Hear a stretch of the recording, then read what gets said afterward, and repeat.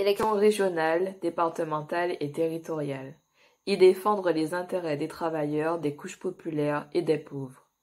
J'interviens ici, au nom des listes Combat ouvrier, faire entendre le camp des travailleurs, en Martinique et en Guadeloupe. En Martinique, notre liste aux élections territoriales sera conduite par Gabriel Jean-Marie. En Guadeloupe, notre liste à l'élection régionale sera conduite par notre camarade Jean-Marie Nomertin. Notre liste à l'élection départementale de Capesterre-Belle-Eau sera conduite par le binôme Maggie Dorville et Jean-Marie Nomertin. Il y a une époque où les politiciens étaient nombreux à défendre l'idée que les Antilles devaient être soumises à la France mère patrie éternelle, malgré le mépris et la mitraille colonialiste exercée par ses dirigeants contre les travailleurs. Cette politique aux relents coloniaux est tombée peu à peu en désuétude. De nos jours, tous les politiciens de droite, de gauche, autonomistes, indépendantistes, se targuent de travailler pour la Guadeloupe et la Martinique. C'est à celui qui défendra le plus la Guadeloupe et la Martinique. Mais il y a au moins 2 Martiniques et 2 Guadeloupes. Il existe, d'une part, la Martinique et la Guadeloupe, des exploiteurs capitalistes, celles du grand patronat, de la grande bourgeoisie, Béquet et autres. D'autre part, il y a la Martinique et la Guadeloupe, des exploités, des travailleurs, des chômeurs, des retraités, de la population pauvre. Tous ceux qui prétendent défendre la Guadeloupe et la Martinique font croire qu'ils s'adressent à la population, mais ils s'adressent en réalité à ceux qui possèdent l'économie.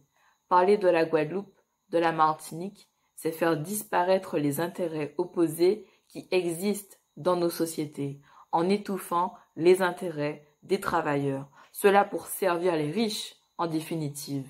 À Combat ouvrier, nous nous adressons à la classe ouvrière de Guadeloupe et de Martinique, et à tous les pauvres. Nous ne sommes pas Guadeloupéens martiniquais au même titre que les gros propriétaires Blandin, Gadancan ou d'en bas à Yacht, des Pointes, Montplaisir. Nous ne sommes pas Guadeloupéens ou Martiniquais au même titre que les Chalus, Mathiazin, Borel-Lincertin, Letchimy, Marie-Jeanne, Nilor, etc. Ce sont tous des serviteurs politiques de la bourgeoisie. Ce monde de notables n'est pas le nôtre.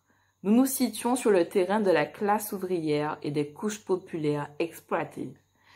La région ou la collectivité territoriale sont chargées du soutien et du développement économique. En fait, elles sont là pour verser de l'argent public aux entreprises privées. La réalité, c'est que ce sont les grosses entreprises qui raflent le plus gros de la mise. En Martinique, la CTM s'est engagée en février à apporter 198 millions pour une soi-disant refondation de la Martinique. En Guadeloupe, un plan de relance régional de 500 millions a été voté pour les entreprises. Les motifs: aide aux entreprises en difficulté, sauvegarde des emplois, insertion des jeunes. La crise sanitaire a accéléré les dons en tout genre aux entreprises. Subventions, prêts, exonérations. Où est le problème, nous dira-t-on, si ces aides créent des emplois ou les sauvegardent? Le fait est que les travailleurs et la population n'ont aucun contrôle sur l'argent public et ce qu'il devient réellement.